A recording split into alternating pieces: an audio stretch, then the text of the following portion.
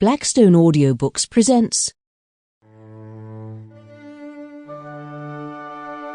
The Sleeping Beauty and Other Fairy Tales, retold by A.T. Quiller-Couch.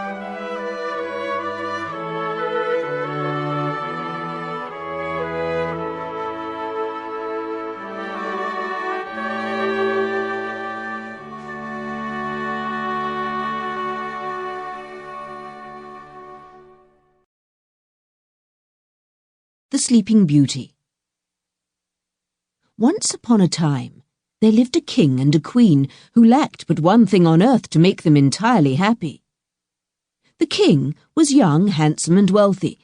The queen had a nature as good and gentle as her face was beautiful, and they adored one another, having married for love, which among kings and queens is not always the rule. Moreover, they reigned over a kingdom at peace, and their people were devoted to them. What more, then, could they possibly want? Well, they wanted one thing very badly, and the lack of it grieved them more than words can tell. They had no child. Vows, pilgrimages, all ways were tried, yet for a long while nothing came of it all, and the poor queen especially was in despair. At last, however, to her own and her husband's inexpressible joy, she gave birth to a daughter. As soon as the palace guns announced this event, the whole nation went wild with delight. Flags waved everywhere, bells were set pealing until the steeples rocked.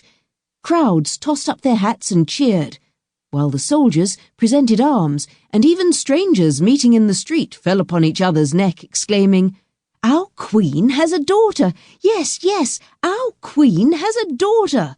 Long live the little princess!"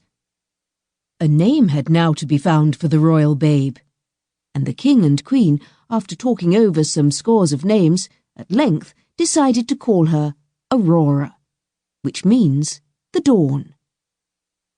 The dawn itself, they thought, was never more beautiful than this darling of theirs. The next business, of course, was to hold a christening.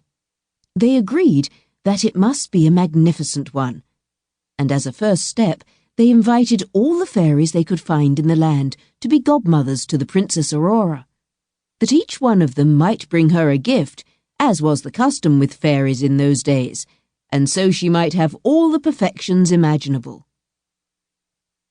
After making long inquiries, for I should tell you that all this happened not so many 100 years ago, when fairies...